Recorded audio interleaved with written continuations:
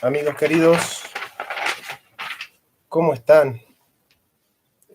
Hace varios días que vengo pensando trabajar este tema a pedido de una amiga llamada Adriana Costa, que, bueno, asiste siempre a los cursos de filosofía que yo doy, y, bueno, le interesaba particularmente, puntualmente este tema, y es por eso que he podido preparar. Este tema me ha llevado a algunos meses. Hago la introducción a esta temática de la voluntad propiamente con una introducción que justifica la novedad de este trabajo, porque es un trabajo de investigación, realmente es de los trabajos de investigación que me ha llevado mucho tiempo y de los cuales estoy más orgulloso, ¿no? La filosofía es la única disciplina que se pregunta por sí misma. La filosofía es una búsqueda reflexiva, crítica y racional acerca de los primeros principios de una manera autónoma. ¿Cuál es el sentido del ser? ¿Por qué hay entes y no más bien el puro ser o la nada? ¿Qué es la nada y el ser? ¿Por qué hay cosas? El conocimiento como medio para el conocimiento como fin. La filosofía solo busca saber la verdad en todas las esferas de la verdad. Penetrar a lo profundo, trascender a lo eterno, remontarse a lo metahistórico.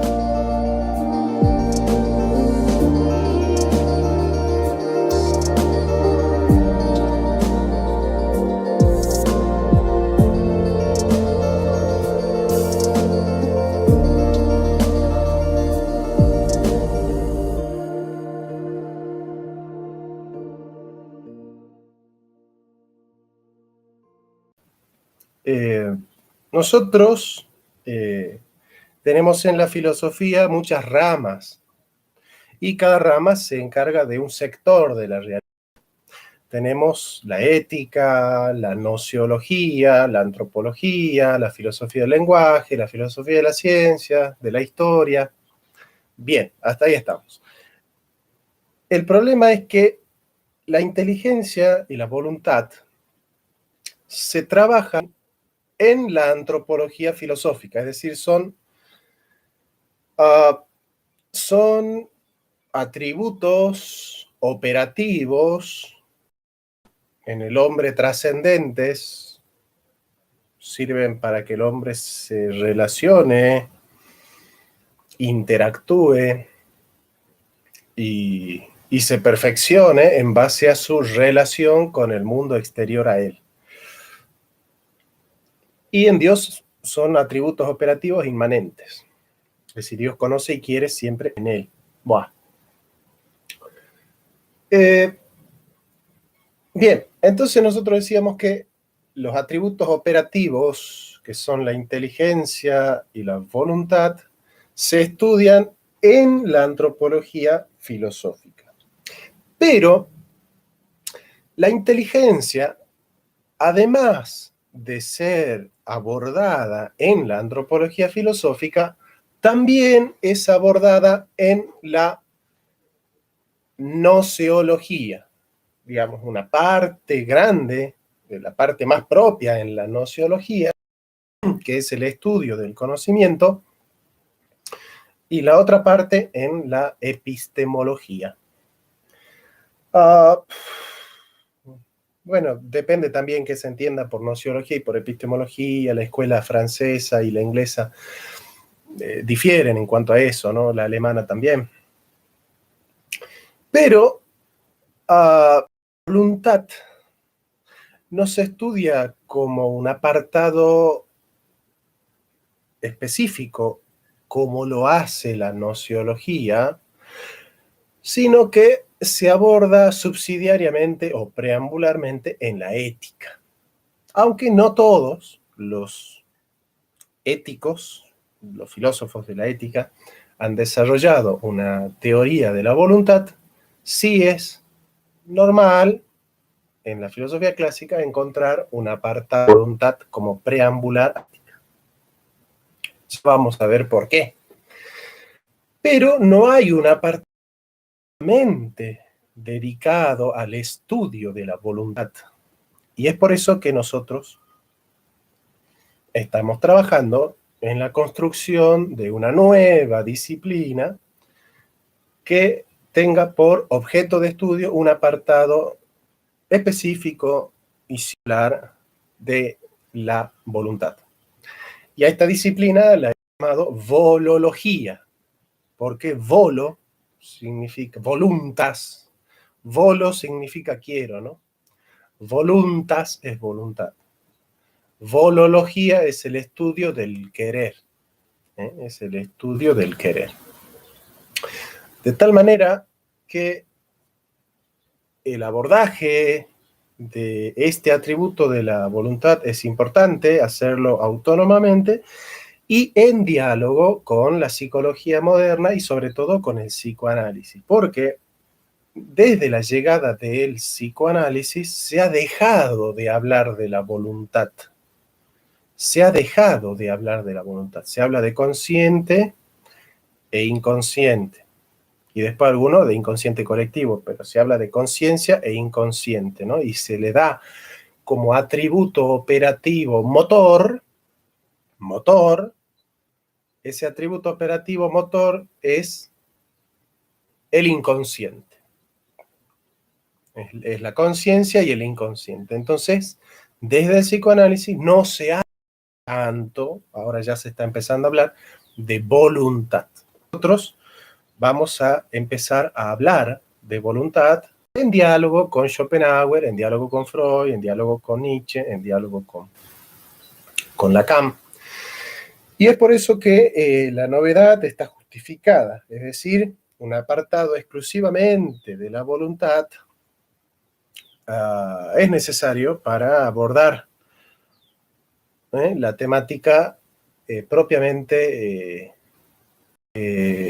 disciplinar y epistémica de lo que es el querer humano y su relación con los otros atributos operativos, evidentemente, como el inconsciente y como la conciencia, ¿no? Y bueno, con Carl Jung podríamos hablar del inconsciente colectivo, pero bueno, estaríamos más o menos en lo mismo. Bien, vamos a ir esquematizando las diferentes... Alfredo, querido, ¿cómo estás, amigo? Las diferentes posibles relaciones entre inteligencia y voluntad. Es decir, cuáles son las maneras que nosotros podemos encontrar reflexionando, analizando, de las relaciones que se pueden establecer teóricamente entre la inteligencia y la voluntad. Bueno, esto es los 4 paradigmas de las relaciones entre inteligencia y voluntad. Nosotros no podemos desarrollar los paradigmas sin, pues bien, desarrollar un concepto de inteligencia y de voluntad. No es el objetivo de este video hacer una teoría sobre el concepto de inteligencia a lo largo de la historia de la filosofía, ni menos de la voluntad, porque no terminamos más. Así que vamos a dar nuestra definición de inteligencia y voluntad, y en otro video explicaremos la historia del concepto de inteligencia y voluntad, ¿sí? Simplemente les digo que este concepto que lanzamos nosotros es el que consideramos que es el mejor, pero no vamos a hacernos cargo de todos los otros conceptos, aunque sí podemos explicar por qué este es el mejor y por qué los otros tienen deficiencia. Bien. Inteligencia es un atributo operativo, significa que no es un atributo del ser del hombre, sino del operar, del obrar del hombre. Evidentemente, que operaris sequitur esse, la operación sigue al ser, O sea que en cada operación nosotros encontramos detrás una naturaleza, y eso es evidente. Es decir, el peral da peras porque es peral. Es decir, la operación de dar peras depende de su ser natural peral, digamos. En este caso, el ser natural entitativo que fundamenta el operar del atributo, el atributo operativo, es la razón, la racionalidad. El hombre en su ser natural, en su esencia, es un ser racional, que no es lo mismo que razonable. El hombre es un ser racional, pero no necesariamente razonable. Correcto. ¿Qué significa que sea racional? Bueno, que en su naturaleza está la capacidad natural de ejecutar actos racionales. La capacidad innata de ejecutar en condiciones óptimas y en condiciones necesarias e ideales, ejecutar actos racionales, digamos. Yo diría en condiciones óptimas, no ideales, porque uno puede pensar incluso en condiciones no ideales. Puede hacer uso de la facultad de la razón. Correcto. Bien, nosotros no vamos a hablar entonces del hombre como ser racional, sino del atributo operativo que corresponde a esa naturaleza, que es la razón, que es la inteligencia. La inteligencia es el modus operativus, es el modo operativo de la razón. Operativo porque le sirve para operar en el mundo, para relacionarse con el mundo, para interactuar con los otros, con el mundo. Descartes diría con la res extensa. Bueno, y es un atributo operativo que es trascendente, es decir, le sirve al hombre para entrar en sí mismo, para salir de sí mismo, para hacerse de otras cosas que no son el mismo, porque a través de la intelección el hombre se hace las cosas, se hace de las cosas y se hace como las cosas, porque una vez que la inteligencia conoce, coloca al objeto conocido en el alma del sujeto cognoscente y lo transforma al sujeto cognoscente. Lo hace un poco como las cosas. Por eso conocer es actualizar una potencia y es perfeccionar, porque es introducir una forma en la forma.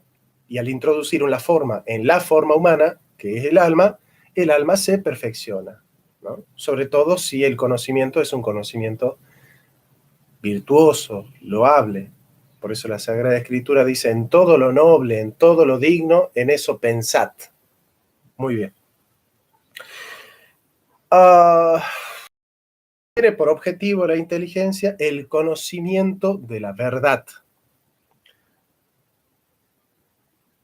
La inteligencia está hecha, está configurada, está diagramada para conocer la verdad.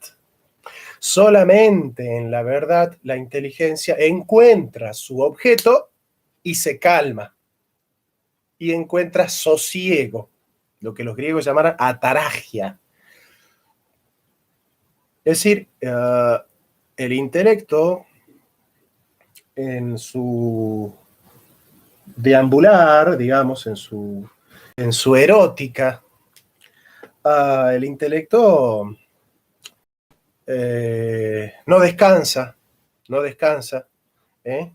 a conocer la verdad, ¿no? Aristóteles dice en el inicio de su metafísica, pantas anthropoi eudenai oregondai phithei. Todo hombre desea, anhela, tiene hambre de conocer obviamente la verdad, ¿no? Porque eudenai también es idea, ¿no? Y la idea es la verdad de la cosa. Bien. Es decir, nuestra inteligencia en el error no descansa, La inteligencia en el error siempre siente que algo le falta, ¿eh? Y como el ser humano nunca puede conocer la verdad total, completa, pues bien, conoce verdades ciertas, certeras, pero no le alcanza para cubrir la amplitud de la verdad. Así que el hombre siempre está deseoso de saber más, de lo que le gusta. Y la voluntad es un atributo operativo trascendente que corresponde con un atributo entitativo que es la libertad. La libertad del hombre es una cualidad entitativa de la voluntad como atributo operativo que sirve al hombre para relacionarse con el mundo, para operar en el mundo, para realizar su para autoafirmarse y realizar sus pensamientos, digamos, sus convicciones o sus deseos.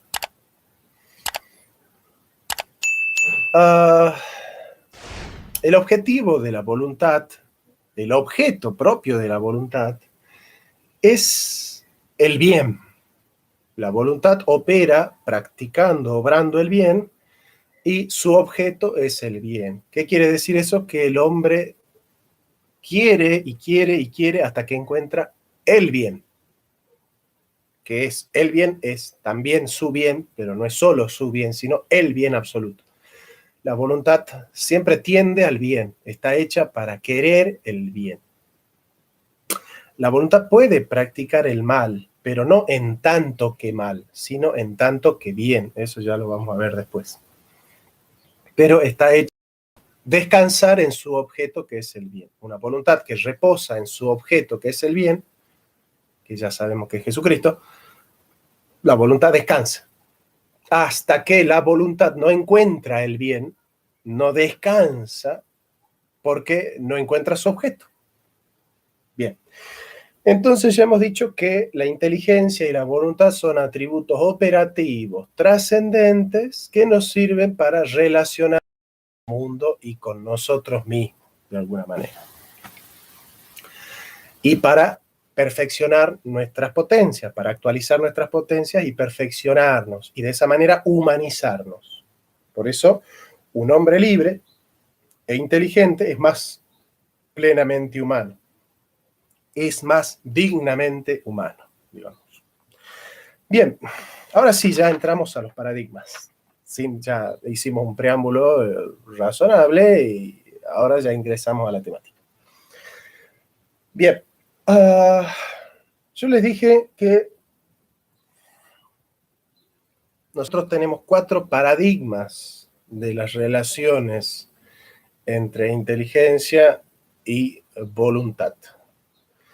Vamos a desarrollar los paradigmas del siguiente modo. Yo los voy enunciando y los voy desarrollando. Los enuncio y los desarrollo. Y vamos a completar los 4. Así que yo ahora, con mi lapicera, voy a ir marcando el que ya estoy desarrollando para yo saber que no lo tengo que volver a desarrollar. Entonces, vamos a desarrollar por un orden razonable el paradigma de la exclusión desde la inteligencia. Este es el paradigma de la exclusión desde la inteligencia. Ustedes vayan anotando porque esta disciplina es nueva, va a causar una revolución en los que la entiendan y evidentemente tienen que tomar nota. Tienen que tomar nota porque la memoria no alcanza a registrar todos los datos, ¿no? ¿En qué consiste el paradigma de la exclusión desde la inteligencia? Que la voluntad se excluye a partir que se concibe que solamente la inteligencia es la que verdaderamente opera en el hombre el conocimiento de la verdad y la práctica del bien, que son los objetos a los que el hombre tiende. Todo hombre tiende al bien, eso lo dice Aristóteles en la Ética, y todo hombre tiende a la verdad.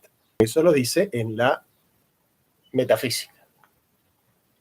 Pues bien, ¿qué hace el intelectualismo? ¿Qué hace, por decir así, el paradigma de la exclusión desde la inteligencia? Lo que hace, mire, es cierto que la inteligencia es la que busca la verdad, o la que conoce, o la que se dedica a conocer, a abstraer, a razonar, a analizar, a deducir. Esta operación es propia de la inteligencia. Y la práctica del bien y la búsqueda del bien se desarrolla no por un atributo operativo distinto del de la inteligencia, sino que es el mismo atributo operativo, es decir, la misma facultad, pero que actúa de otra manera. Con lo cual, acá tenemos modos de operar distintos. El modo de operar teórico, que es la razón teórica, que en Kant, en la crítica de la razón pura, llama la razón pura, es la razón teórica, la razón en cuanto que se dedica a conocer, y la razón práctica, que es la razón en cuanto que se dedica a practicar, a prescribir los lineamientos o los reglamentos de la praxis, digamos, del ser humano. Entonces, cuando el hombre opera en su querer, está operando según el atributo entitativo de la razón, en su modo operativo de la praxis. Y esto le llama razón práctica. Esto aparece en Kant en la crítica de la razón práctica, pero esto ya está en Sócrates. Ya lo vamos a ver. Entonces, no es que el hombre cuando piensa usa la inteligencia y cuando quiere usa la voluntad. No, no, no, no, no. Cuando el hombre piensa usa la inteligencia pura, la razón pura, teórica, y cuando quiere usa la razón práctica, la razón operativa práctica, digamos. Entonces, es la misma facultad de la razón la que se dedica a lo teórico y a lo práctico. No hay dos atributos operativos, sino que hay uno solo, y es la inteligencia. ¿Por qué este paradigma se llama el de la exclusión desde la inteligencia? Porque yo, situado en la inteligencia, anulo la facultad de la voluntad como un atributo autónomo, en cierta manera, o de alguna manera distinto y real, sino que yo digo que la voluntad no existe. Lo que hace que el hombre quiera es un acto de la inteligencia que opera en el modo de lo práctico, digamos. No sé si se me llega a entender un poco lo que estamos diciendo. Yo quisiera ser claro. Si ustedes tienen una duda, por favor, me preguntan, no hay ningún problema. ¿Se entiende por qué entonces este paradigma es el de la desde la razón? El que ha llevado este paradigma a su extremo en la teología, que es el fundamento de este análisis mnemotético, es Aristóteles. Aristóteles dice, Dios es inteligencia pura, es pensamiento puro. Aristóteles dice, noetis, noetos, noetis, es un pensamiento que se piensa a sí mismo. Dios, dice Aristóteles, no conoce el mundo y no quiere a los hombres. Dios no se relaciona con el mundo. Dios lo único que hace es pensarse a sí mismo, pensarse. Dios es puro pensamiento. Dios no es amor, Dios no es santidad, Dios no es justicia, Dios no es ternura, bondad. No, no, no. Dios es solamente inteligencia. Y es una inteligencia que se piensa a sí misma. Esto es el paradigma de la exclusión desde la inteligencia, es decir, excluye la facultad de la voluntad, que para los griegos es muy oscura, ¿no? La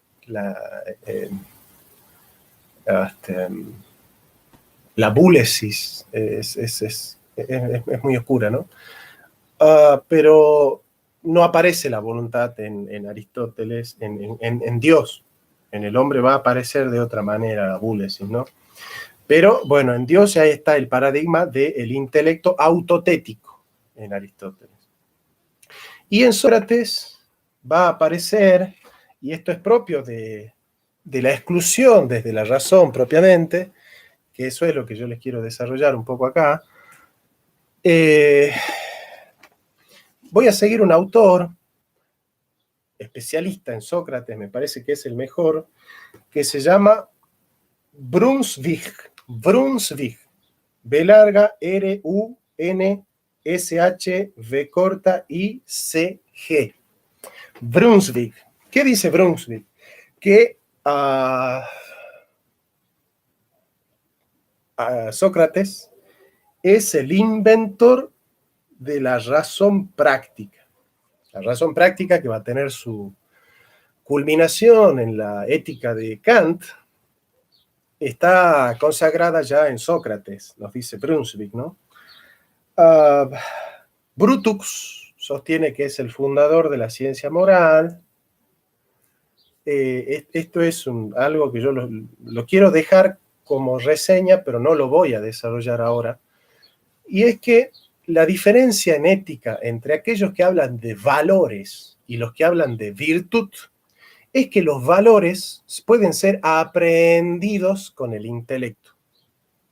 Una persona con valores los tiene en la mente a los valores. Y esos valores pueden aplicarse o no, pero los tiene en la mente. La ética de los valores es la ética moderna o platónica. Pero Aristóteles habla de virtud, porque la virtud no es algo que yo tengo en la mente y que puedo o no aplicar, sino que es una costumbre, es un atributo de la voluntad que se acostumbró a tener una cierta disciplina en su modo de operar y se acostumbró a ello, digamos. Entonces, la virtud es algo intrínseco a la costumbre de una voluntad. En cambio, los valores están en la inteligencia y pueden o no ser aplicados. Los valores son contingentes, la virtud es necesaria. Por eso yo creo que no son compatibles de algún modo los valores y la virtud, la ética de los valores y la ética de la virtud.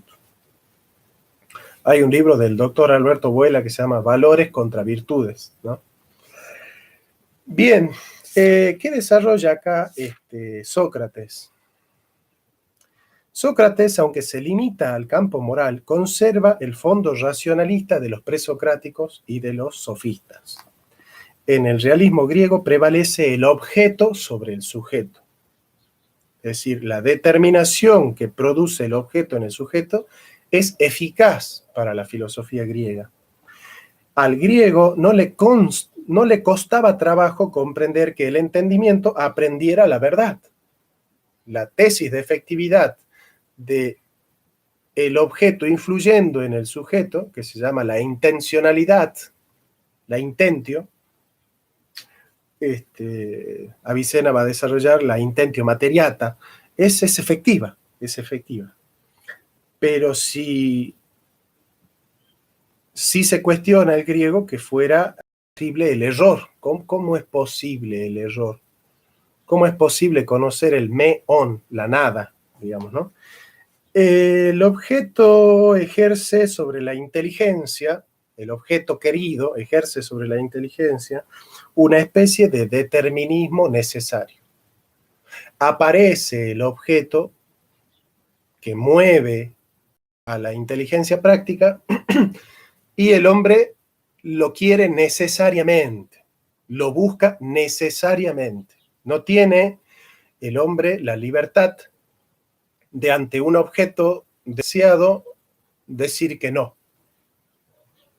No puede decir que no, porque el decir que no es una indeterminación. Y la razón práctica está determinada al objeto querido. O sea, puesto el objeto, el hombre quiere. El objeto dado a la razón práctica como querer o a la razón teórica como entender, ¿no? Como conocer. El objeto ejerce sobre la inteligencia una especie de determinismo necesario. No hay una voluntad libre que pueda decir que no a lo que el intelecto le muestra. El no ser no se puede conocer, pero el que ve el ser no puede menos que conocerlo. Si yo lo veo al ser del ente, no puedo menos que conocerlo. Ahora, si yo lo veo con la razón práctica, es decir, lo deseo, no puedo más que quererlo. ¿Se entiende? Así como, dado el ser, se da necesariamente el conocer, así también, dado el objeto del deseo, se da necesariamente el querer del sujeto. Su optimismo en la razón le hace creer que ésta no se puede equivocar. Dice Gorgias 454d. ¿Hay una opinión falsa y otra verdadera? Sí, pero ¿hay una ciencia falsa y otra verdadera? No. Cuando hay verdadero conocimiento, no hay ciencia falsa. De aquí se deriva la negación del mal moral. Ninguno peca voluntariamente. El que peca lo hace por ignorancia, porque no conoce el bien. Es decir, en el fondo, Sócrates dice, cuando uno conoce el bien, lo quiere necesariamente. Si lo que mueve a la razón práctica es el bien, cuando uno lo conoce, lo quiere necesariamente. Entonces le dicen, bueno, pero hay gente que obra el mal, que practica el mal. Y Sócrates dice, sí, porque en el fondo son ignorantes. En el fondo ellos no han visto la luz del bien. No han visto brillando el resplendor del bien y de la verdad. Por eso, para Platón, solo los filósofos deben gobernar, porque son los que tienen acceso a la justicia, a la idea de justicia. Claro, esta idea de que en realidad el que obra el mal lo hace porque en el fondo es ignorante, no entendió cabalmente la cosa, hace que a los malos no hay que castigarlos, simplemente hay que enseñarles, ¿no? Hay que darles una lección pedagógica, digamos.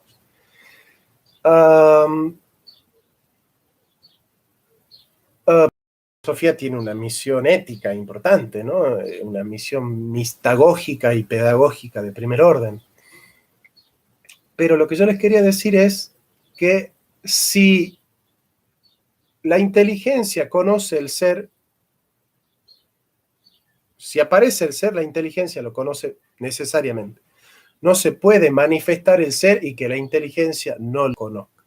Así también, a la razón práctica le aparece el bien, el hombre lo quiere necesariamente. No puede existir esa instancia en la cual aparezca el bien y la razón práctica lo capte y no lo quiera.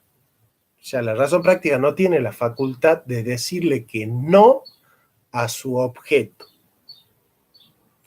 Nosotros definimos libertad como la capacidad de decirle que no al objeto, de decirle que no al bien. El hombre puede decirle que no al bien. Pero para Sócrates, dado el objeto que es el bien, la razón práctica no puede resistirse ante su influjo, digamos. Por eso quiere necesariamente. Hay un necesitarismo en la razón práctica de Sócrates. ¿Y por qué no es voluntad? Porque no es un atributo distinto de la intelección. Sócrates dice, en tanto que yo intelijo el bien, lo quiero necesariamente. Es decir, hay una especie de subordinación de la razón práctica a la razón teórica. La razón teórica conoce el objeto como un bien para el sujeto y la razón práctica se apodera de lo que es el objeto dado por la inteligencia pura, por la razón pura, se apodera de ese objeto queriéndolo, aceptando el dato que le da la razón pura a la razón práctica, digamos.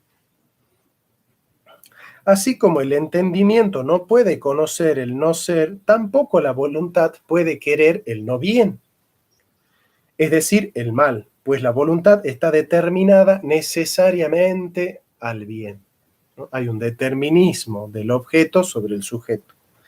Por lo tanto, los pecados no son voluntarios, pues proceden siempre de una deficiencia del conocimiento. Al que peca no se debe castigar, sino instruirle. Esto lo dice Sócrates en la Apología 225e y 26a. Sócrates pide a sus jueces que, puesto que se les culpa, sus culpas no son voluntarias, en lugar de castigarle, le instruyan, ¿no? Esto aparece también en el Laques 195a. Como vemos, para Platón, para Sócrates y un poco menos, pero también para Aristóteles,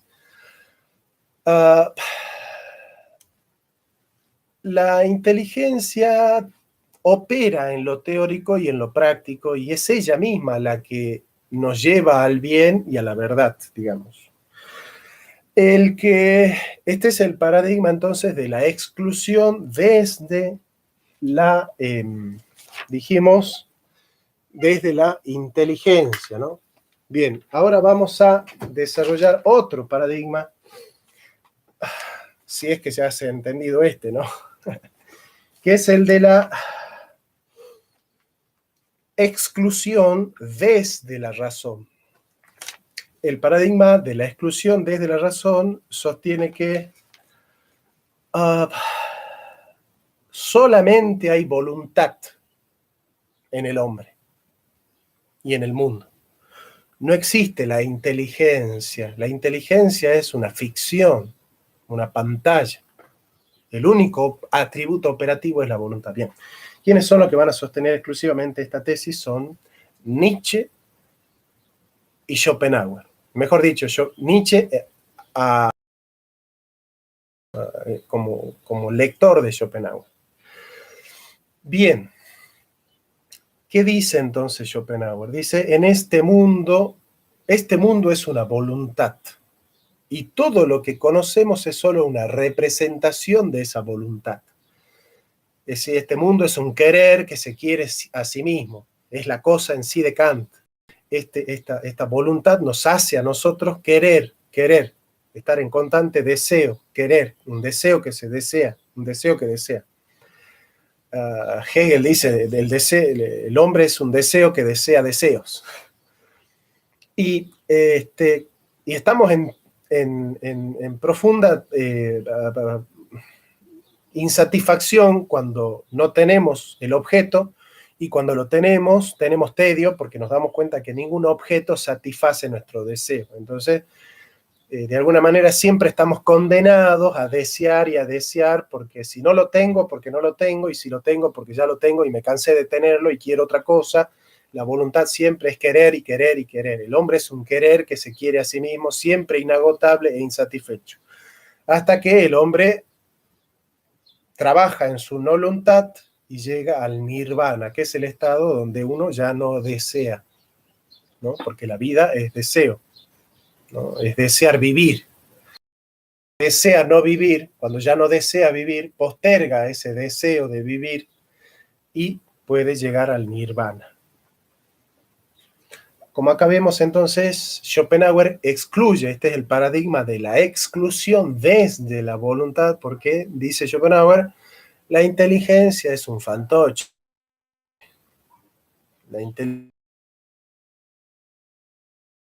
Una ilusión, una representación de la voluntad.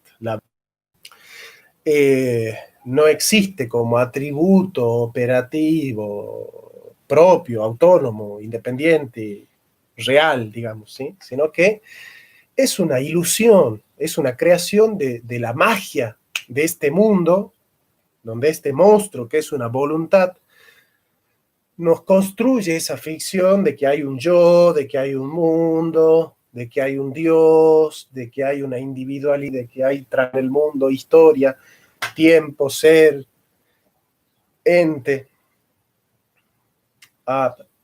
Bueno, Schopenhauer le llama a eso el hilo de malla.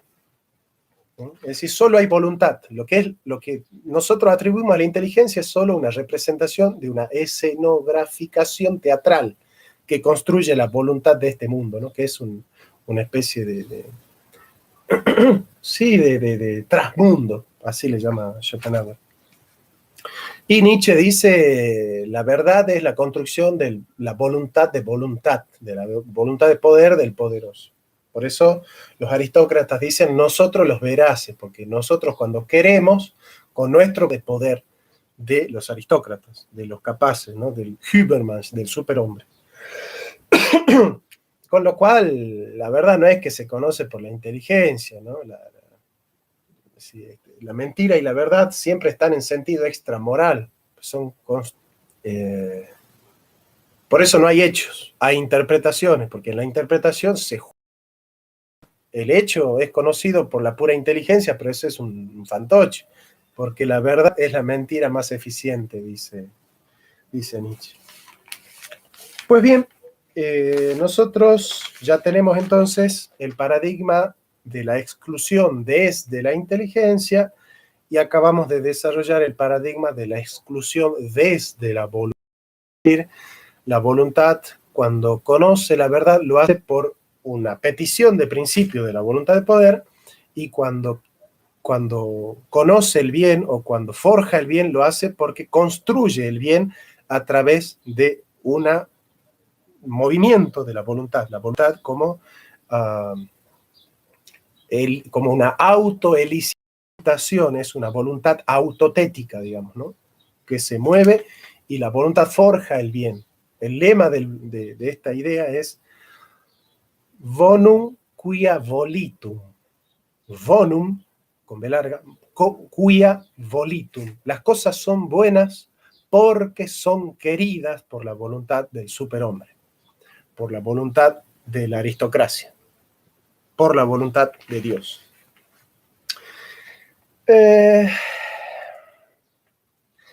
Este debate entre las relaciones entre inteligencia y voluntad es un debate que se da en el seno de la teología.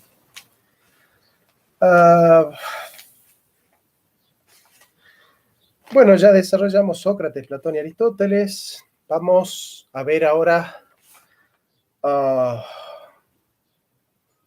un poco el voluntarismo.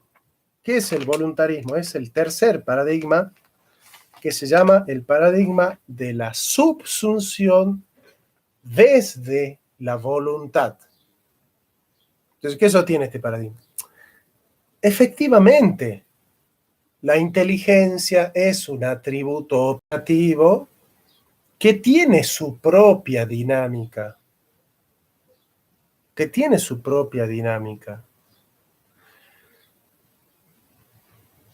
Pero la voluntad es un atributo operativo que tiene una dinámica más autónoma que la inteligencia, más fundante que la inteligencia, y que subsume a la dinámica de la inteligencia en su propia dinámica, que es la dinámica de la voluntad.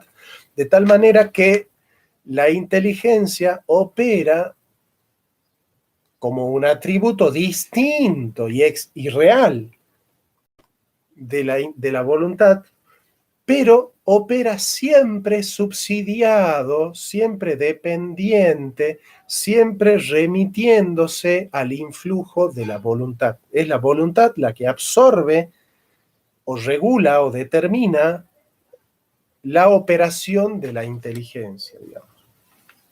Exponentes de este pensamiento son San Agustín, Avicebrón, San Buenaventura, ¿quién más?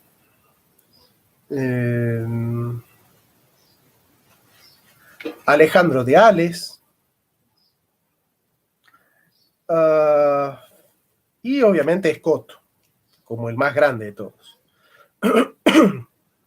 ¿Cómo se va a plantear este debate en la teología? Bueno, esto se va a hacer muy largo, pero vamos a desarrollarlo brevemente, si se puede. Dios pudo, dice Escoto, haber creado este mundo de otra manera, con otra lógica de cómo la ha creado, con otras leyes, con otros principios. Y entonces la pregunta que se hacen los voluntaristas, y vamos a ir desarrollando esto, es que Dios puede hacerlo todo, porque los principios lógicos, las leyes universales, son leyes que dependen de la voluntad de Dios. Y como la voluntad de Dios es absoluta, la soberanía y la omnipotencia de Dios son absolutas, entonces Dios puede crear otros principios, otros valores, otros principios lógicos. Por ejemplo, nosotros hoy nos concebimos que es imposible que 2 más 2 sea 8, o que el círculo no sea redondo, o que la línea recta no sea el camino más cercano entre dos puntos, porque para nosotros es evidente y es lógico que en el universo un círculo va a ser redondo, si no, no es círculo. Y en todo el universo un triángulo va a tener 3 ángulos. Y en todo el universo la distancia entre un punto y la superficie de un círculo es la misma en todas las dimensiones, en todas las direcciones. Bien, ¿Dios puede hacer que eso sea de otra manera? ¿Qué va a decir entonces el voluntarismo de Escoto? Sí. Santo Tomás es el cuarto paradigma de la subsunción desde la inteligencia a la voluntad. Es decir, la que subsume a la voluntad es la dinámica de la inteligencia. Santo Tomás dice, nihil volitum quim precognitum. Nada puede ser querido sin ser previamente conocido. Y solamente la voluntad puede querer el bien si del bien. Cuando la inteligencia conoce la verdad del objeto, en su bien, la voluntad lo quiere libremente, es decir, puede. En Santo Tomás, Dios ni de potencia absoluta puede querer el mal. El mal es imposible para Dios. ¿Por qué? Porque el mal no es perfección. Dice Tomás que Dios no pueda querer el mal, no es una imperfección de Dios, es por una imperfección del mal. Porque el mal es tan imperfecto e inexistente que no puede ser querido por Dios. Porque el mal es inconsistencia lógica, es inexistencia ontológica, es corrupción, es degradación, es vaciamiento, es negación de la verdad, es negación del bien, digamos. En cambio, Escoto dice, la voluntad de Dios no está determinada por un orden necesitarista ad extra. Dios puede querer lo que Él quiera. No hay una ley eterna a la que Dios esté sometido, como Dios necesariamente debe querer esto dentro de esta lógica y esto dentro de esta otra lógica no lo puede querer porque esto es imposible para Dios. Escoto dice, eso sería como decir que Dios no es omnipotente. Si yo digo que Dios no puede hacer el mal, estoy diciendo que hay algo que Dios no puede hacer y estoy atentando en contra de su omnipotencia. De tal manera que Dios, para ser potente absoluta, es decir, voluntad absolutamente libre y soberana, Dios debe poder tener la capacidad de hacer las cosas al modo que Él quiera. E incluso hacer este universo con leyes contrarias a las cuales Él ha utilizado para crear este mundo. Con lo cual, para que una voluntad sea libre y verdaderamente autónoma, debe ser potencia absoluta. Y para que tenga potencia absoluta, tiene que ser una voluntad totalmente indeterminada. ¿Qué significa indeterminada? Que no hay nada exterior a la voluntad que pueda ponerle reglas del juego. Porque las reglas del juego no son un límite de la voluntad, sino que son, dice Scoto, una creación de la voluntad. Recuerden que Scoto es el paradigma de la subsunción desde la voluntad. Entonces,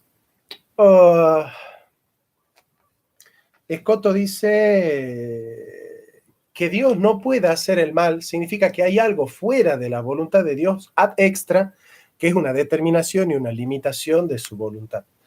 Santo Tomás no, Santo Tomás dice que el problema no es que poder hacer el mal sea una perfección de Dios, sino que el mal, como es imperfecto, no puede ser querido por Dios. Dios no puede hacer el mal porque Dios no puede obrar de manera imperfecta. Obrar, tener la capacidad de obrar el mal, no es tener una perfección, es tener una imperfección, porque el que obra el mal, obra imperfectamente, y Dios, como es perfecto, no puede obrar imperfectamente. Entonces, no le falta algo a Dios por no poder obrar el mal. Otro principio de Santo Tomás dice, las leyes que hay en el universo, con las cuales Dios ha creado el universo, la justicia, la bondad, la verdad, el amor,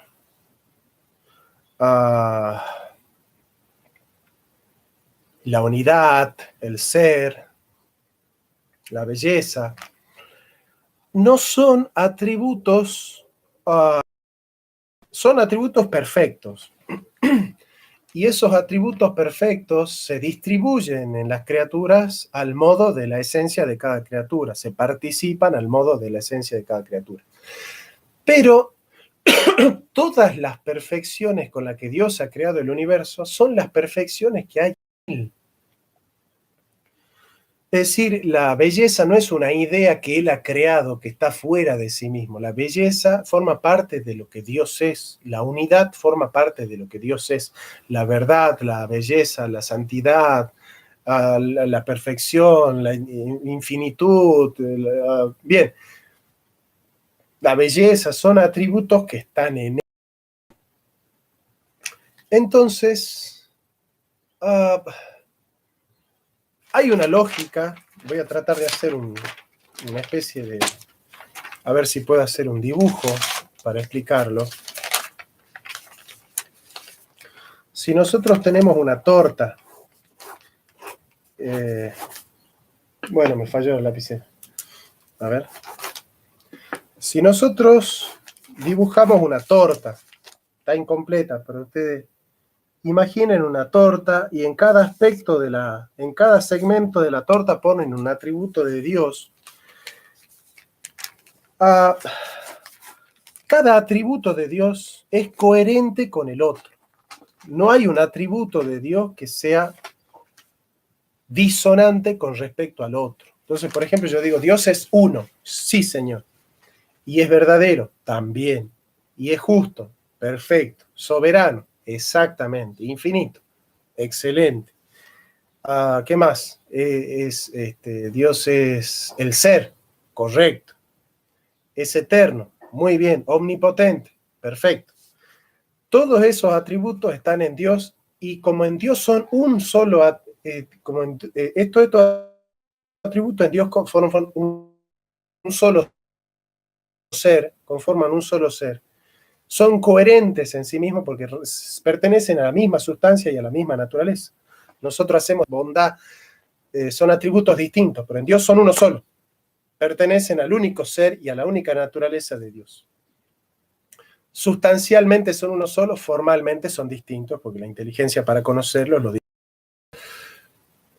¿Cómo está la conexión? ¿Bien?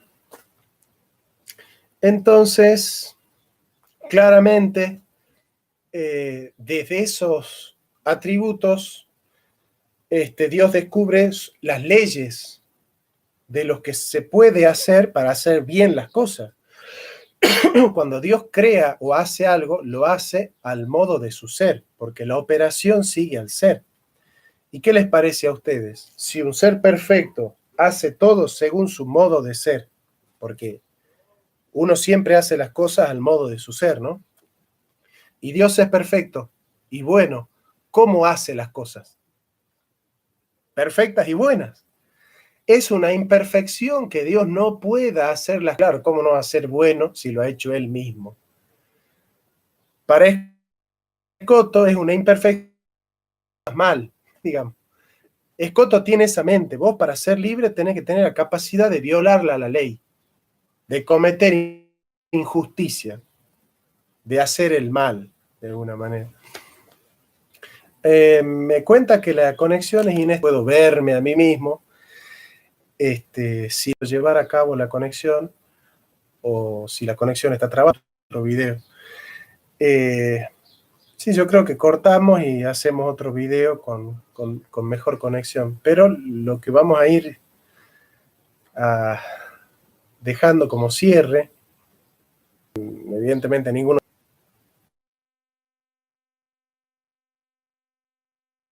En la creación del universo es un modo perfecto porque la operación sigue al ser.